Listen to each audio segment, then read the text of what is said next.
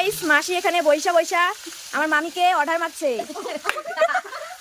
Order order ফার্স্টে লঙ্কাটা দিয়ে দিবে, তারপর পেঁয়াজটা ভাজবে। ও না না, তার আগে আলুটা ভেজে নেবে। ঠিক আছে, মাসি কি বসে বসে খালি বলবে, কাজ করবে না? আলুটা আগে ভেজে নেবে, ঠিক আছে? আপনি চিঠি লিখে দিবেন। তারপর মাছের মাথাগুলো ভাজতে দেখো, মাছের মাথা যে আমার মাথা। তো আলুটা ভেজে, তারপর লঙ্কা পেঁয়াজ ভেজে, মশলাটা ভেজে। তুমি না রান্না করতে পারো মাসি? পারি, কিন্তু আপনি অর্ডার দিতে পারেন, রান্না করতে পারেন না। আজকে আমি কিন্তু বসে বসে খাবো, আর কিছু করবো না। আমাদের ব্যানার্জি বাবু কই গেছে? ব্যানার্জি বাবু, ব্যানার্জি মোবাইল দেখতেছে। হ্যাঁ ব্যানার্জি, আরে ভোট দিবই না।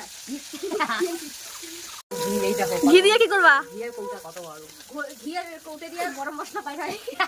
গরম মশলা না, ঘিয়ের কৌটা দিয়া হচ্ছে জিরার গুঁড়া। জিরার গুঁড়া, ধনে গুঁড়া বের হচ্ছে। এইটা মধ্যে দিয়ে দিলাম রে। হ্যাঁ, কি করবা মাসি এগুলা? কি ওগুলা কি এটা করবা? মাছ ভাজা হবে কইতে, কিন্তু মাছের ঝোল হবে। হয়ে যাবে না? দেখো ও মা, কয়দিনের রান্না কে করবে? আইডিয়া জানো না? কয়দিনের রান্না আমি জানি না, তো ওই যে রাঁধুনি কো হয়ে যাবে না? রাধুনি কই? রাধুনি রাঁধুনি, এই যে রাঁধুনি রাখছি, মাছ ভাজছে, আমি মশলা দিচ্ছি। তারপর আর কি লাগবে? সব মশলাই লাগবে, জিরের গুঁড়া, হলুদের গুঁড়া, মরিচের গুঁড়া। ও আচ্ছা, ঠিক আছে। রাধুনি তো ভালোই জানে। হ্যাঁ